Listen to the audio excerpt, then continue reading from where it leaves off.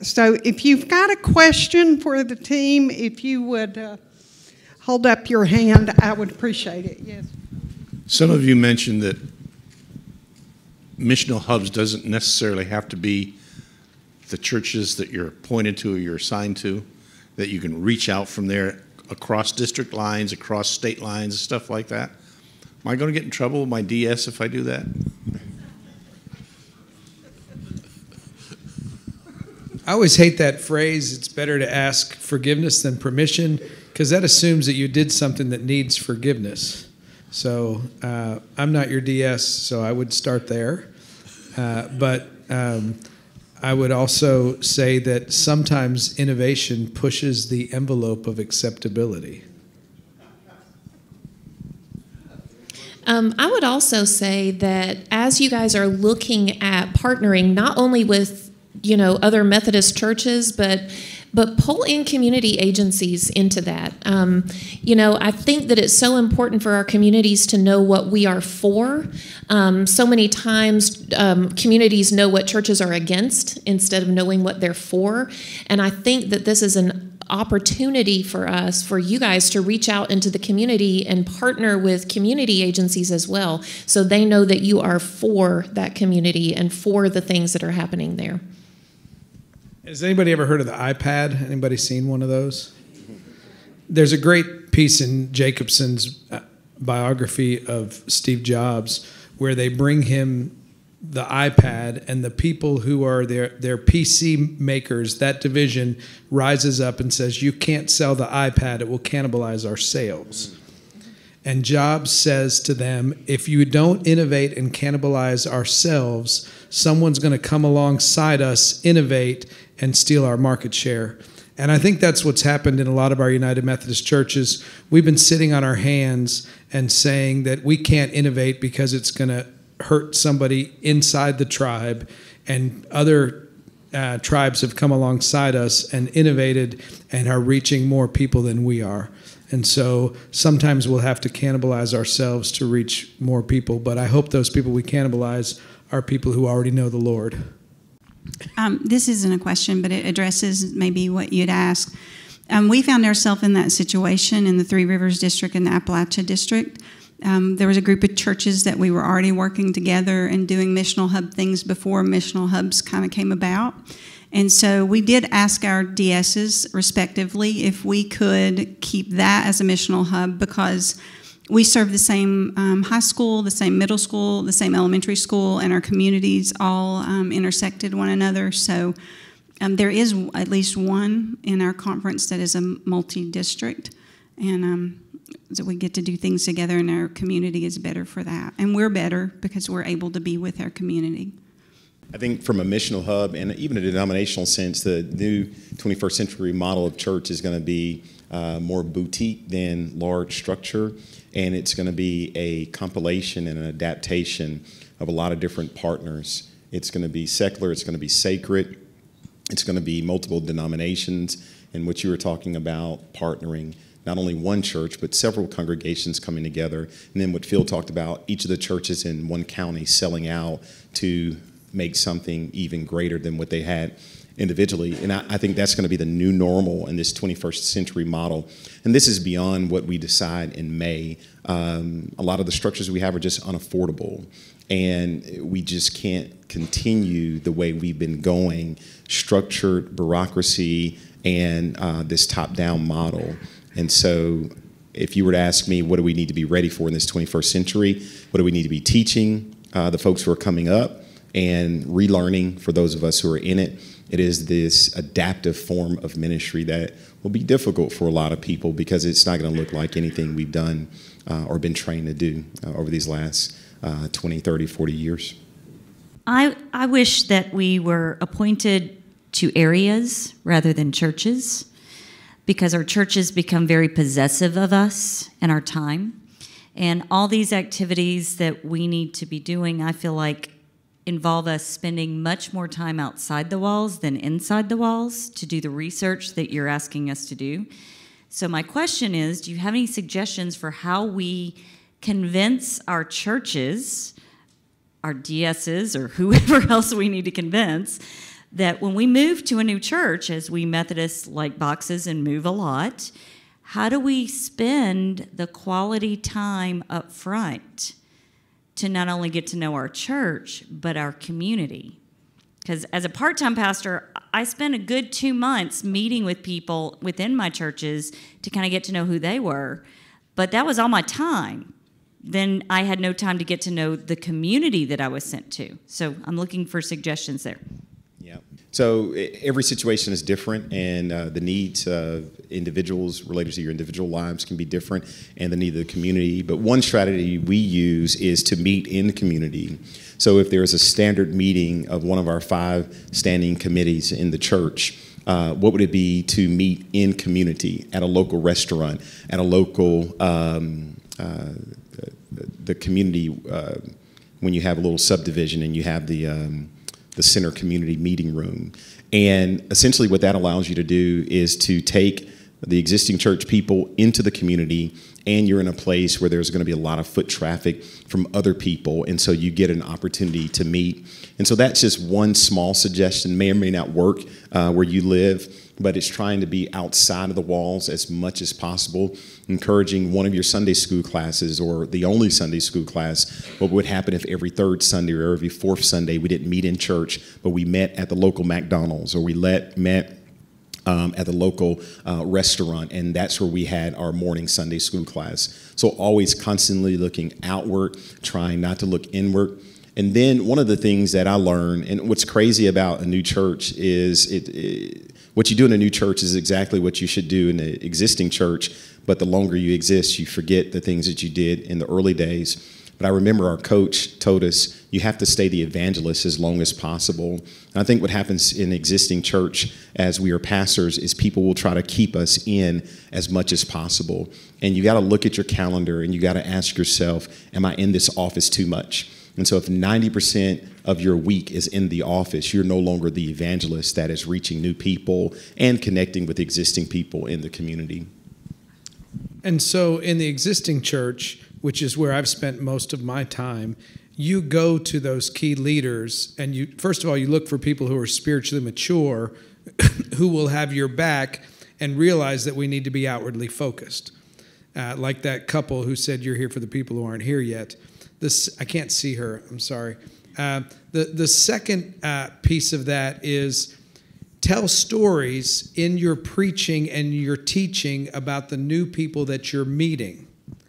And the third is when those people start showing up at church, you can show the fruit of the work that you've done. So the roots of spiritual maturity and the fruits of those visits, when those two things come together, people will begin to celebrate the people that you're meeting. And like I said, you want to meet 20 new people a week in a new church, in a place you're trying to revitalize. Go visit with your people, and the question that you ask each of your leaders is, thank you very much. Who else in the community do you want me to go meet?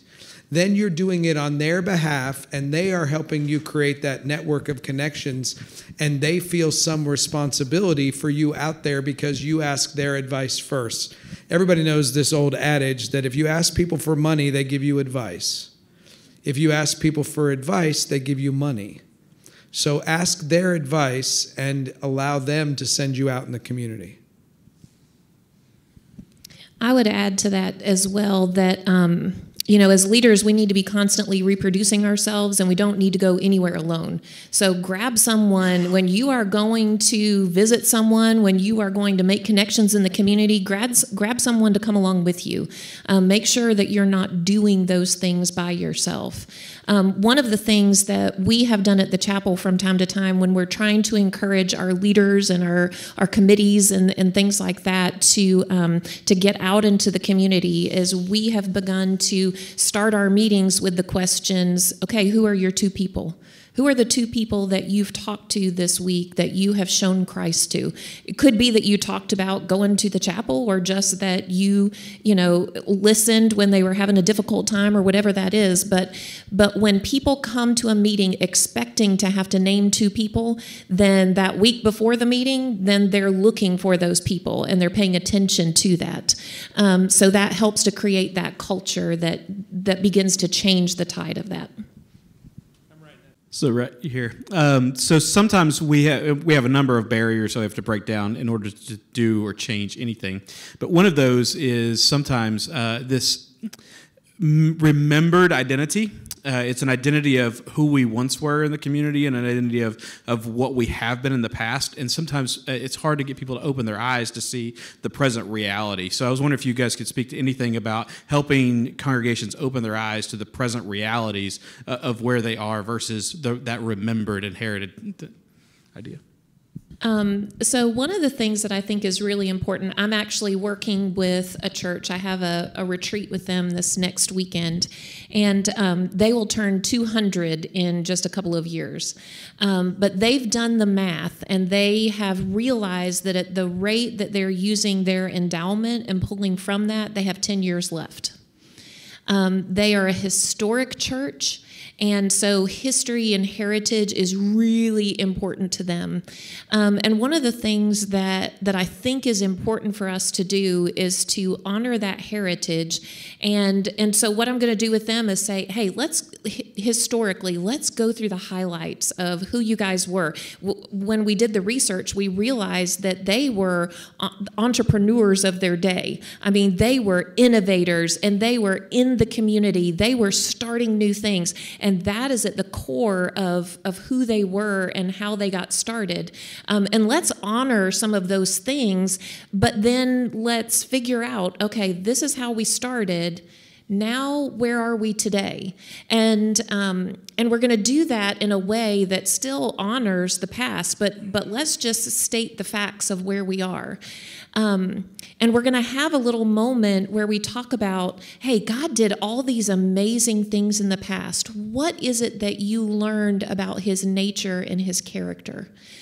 Because so many times I think that we marvel at the miracles that God has done in our church, and we almost elevate the miracle when really he intends for us to elevate the maker.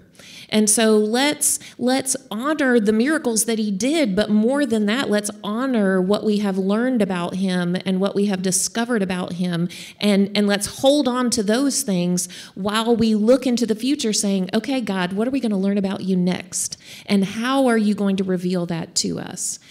So honoring it while helping people look forward, I think is very important.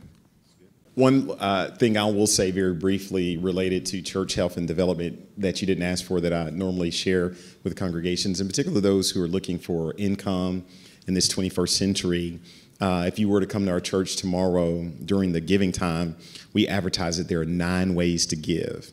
And I always fail to remember all of those, but that's another point I encourage existing churches around, is to utilize the multiple ways for people to give, depending on your access to internet and also depending on the theology of a local church. That can be harder.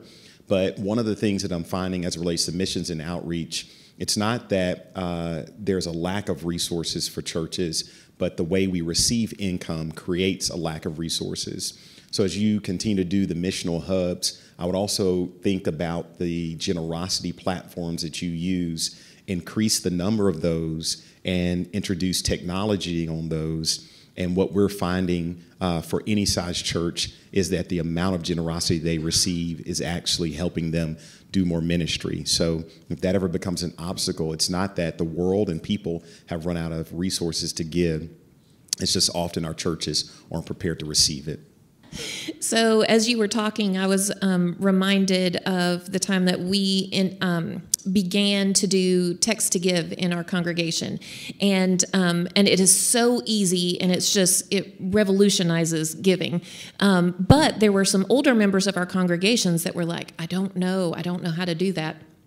So the day that we launched it, we had our eldest member, who is now 95, we had her up on the stage, and we said, sis, let's text to give together. And so we had Sis up there, and we taught Sis how to text to give right there in the context of our worship service. And we thought, if Sis can do it, everybody can do it. And we had people, in the waiting area that were on hand to give technical assistance to anyone that needed it. But even people who might be afraid of that change, because that's a fear a change fear, you can figure out ways to help them overcome that and make them comfortable with that change. And if you don't want younger people's money, don't make it electronic. It's that simple. What would you teach us? Somebody's got a question. Go ahead.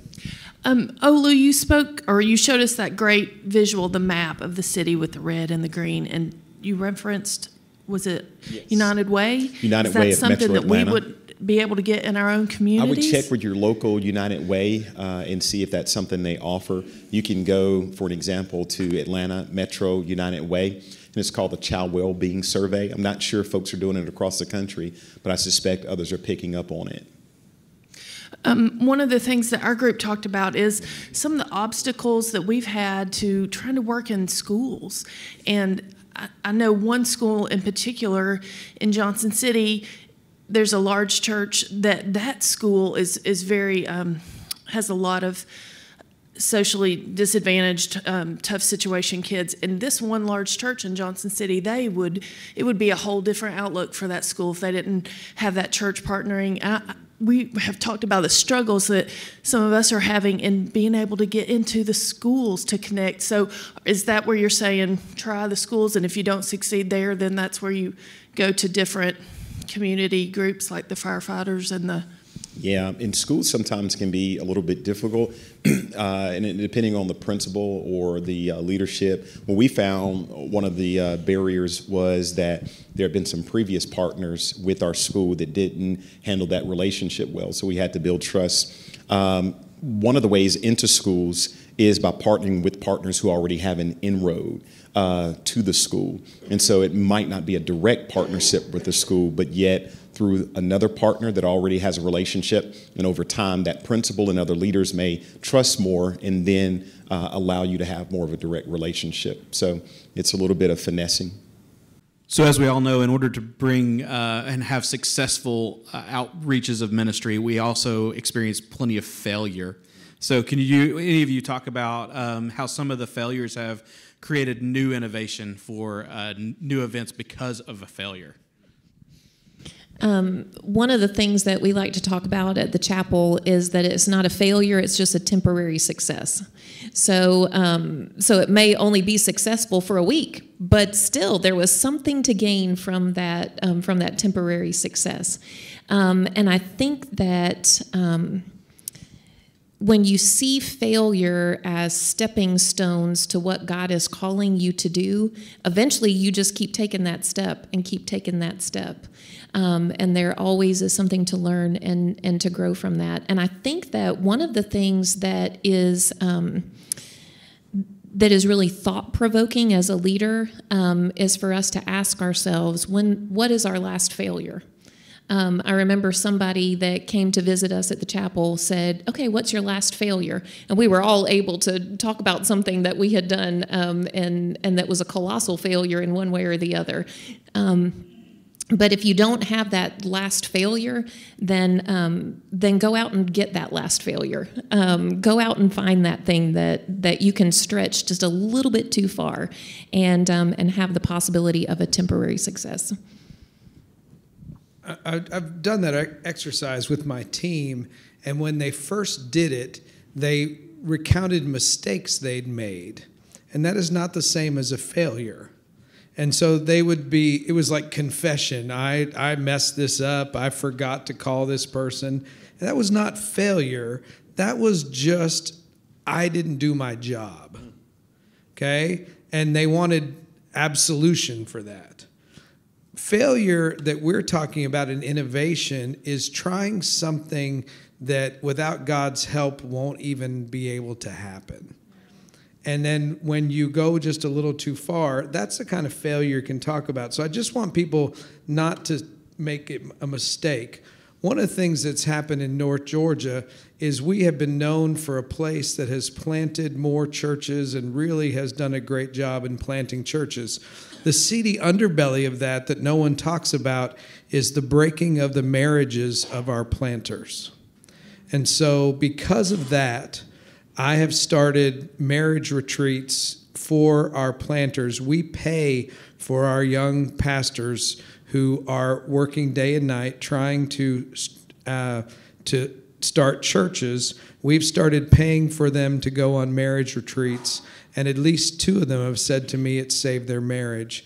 And I don't think we've always done that kind of work. And so that is innovation that has come from what I would call not a failure of the pastor, but a failure of the system.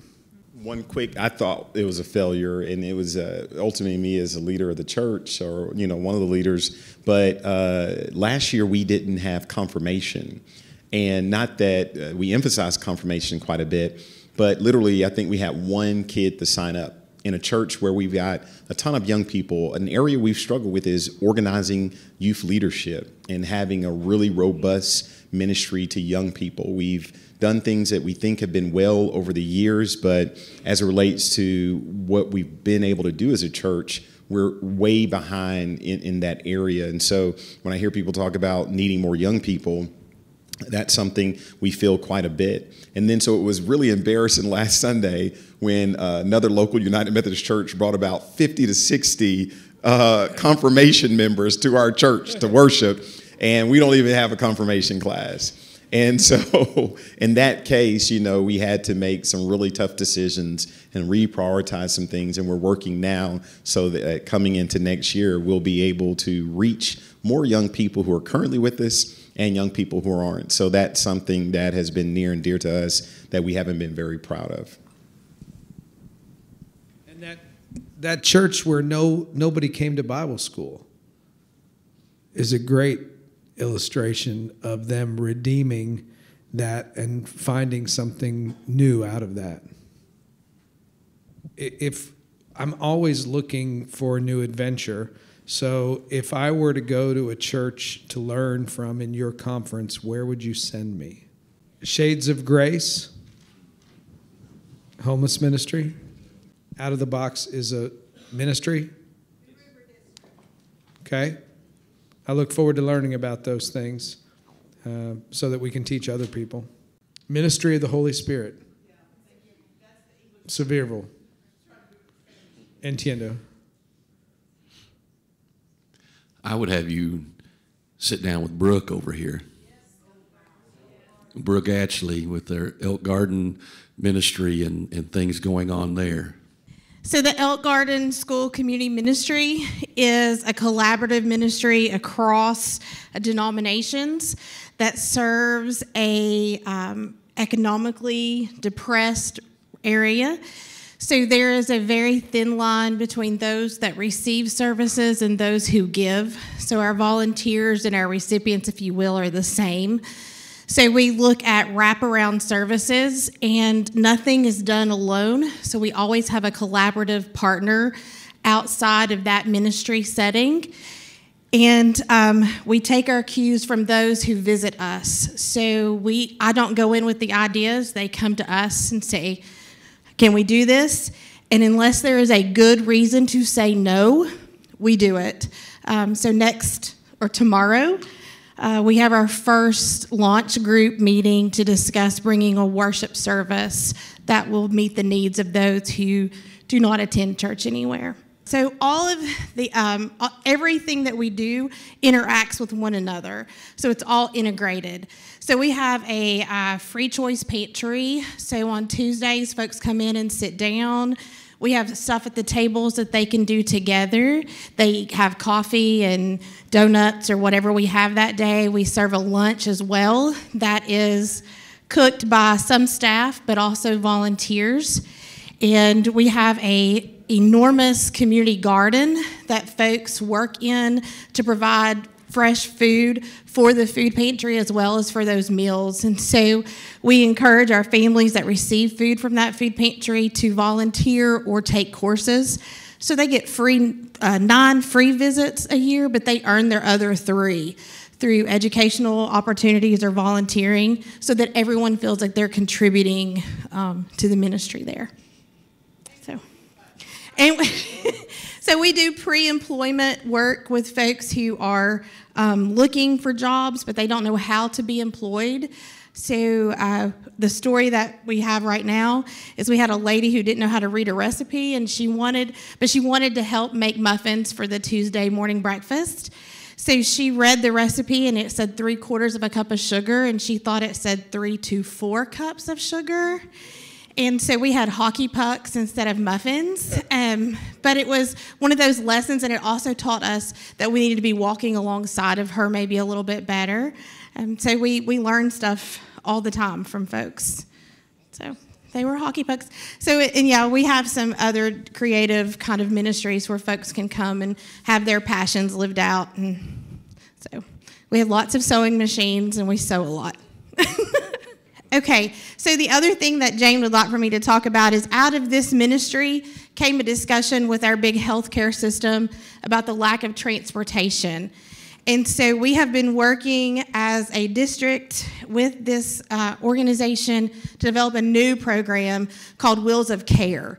And CARE stands for Community Action and Relational Evangelism. And so we are going to be using our volunteers from the district churches to help provide transportation to pregnant and new moms to develop that relationship, to help them get prenatal and postnatal and infant care, but to come alongside of them and just give them a support system as they're navigating this change in life.